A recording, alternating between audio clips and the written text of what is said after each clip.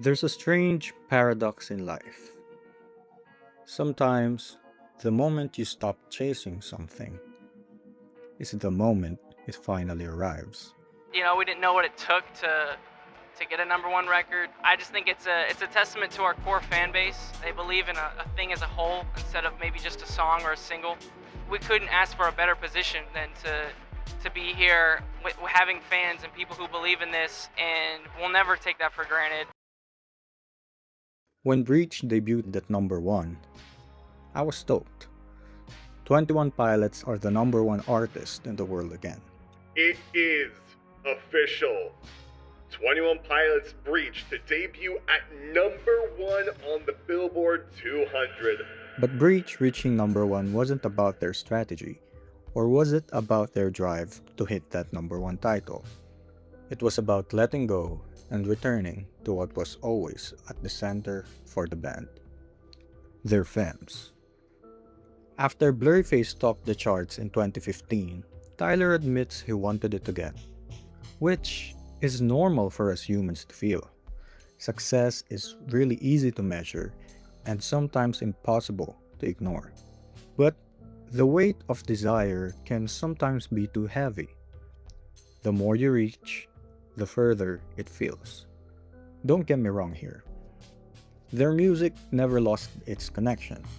Their songs have always been for the fans, the few, the proud, and the emotional. Even the brightest pop anthem still carried their DNA. But Tyler describes how, in his heart, the pursuit of a chart position quietly lingered, and only when he let go of that desire did something shift. He stopped aiming for charts and started aiming for hearts. Breach wasn't written to break algorithms. Breach wasn't built to fit a trend. There are catchy songs in the album, yes, but there was no viral TikTok hit driving it, nor tied to a sponsor to force relevance. It was made honestly, simply for the people who had been there all along. And that honesty mattered, because connection is louder than any marketing, and the band's presence is stronger than any promotion. And maybe that's where the story changes, because it wasn't the industry that lifted Breach to number 1.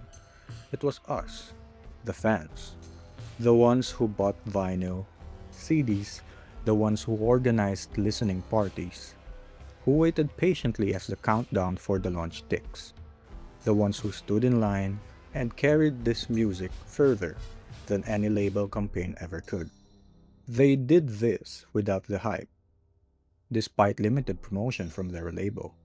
Not that the band was forgotten by the industry. They've been headlining arenas for years, and they had a couple of guest gigs here and there.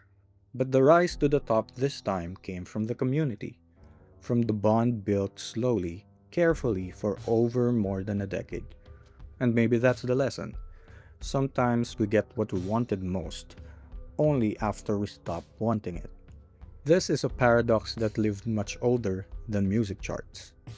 In Matthew chapter 16 verse 25 it says, "For whoever wants to save their life will lose it, but whoever loses their life for me will find it." It's a paradox of surrender. The more tightly you cling, the faster it slips. But when you release and serve something greater than yourself, that's when the fulfillment comes. Intentions sometimes are indeed everything. Tyler didn't reach this place by gripping tighter. He reached it by letting go, by trusting the music and trusting the people who had always trusted the band back. And when he did that, the ones who had always been there responded louder than ever. Maybe that's why this number 1 feels different. Not because of the number, but because of what the number represents. For most bands, fans are an audience. But for 21 Pilots, fans have always been part of the band itself. That's why night after night, they remind the crowd, We're 21 Pilots and so are you. We're 21 Pilots and so are you. We're 21 Pilots and so are you. We're 21 Pilots and so are you. We're 21 Pilots and so are you. We'll see you next time. more than words, it represents a mindset. A recognition that 21 Pilots music has never belonged to charts or to the industry's hands. It has always belonged to the people who carried it and who found themselves inside it.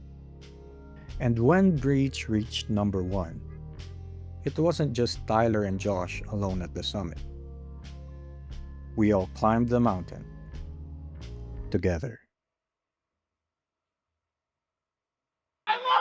Full of ourselves is that we're you. We're with you. There's only two of us. There's only two of us. You know what that means? That means you're 21 Pilots too. Thank you so much for watching. I hope you got something in that video. And if you did, please subscribe to see our future and past videos. Thank you so much for the warm reception on our previous videos. We really appreciate it. Thank you for being part of this journey. Again, this has been Mamayani, asking you to stay alive and be heroic in your own way.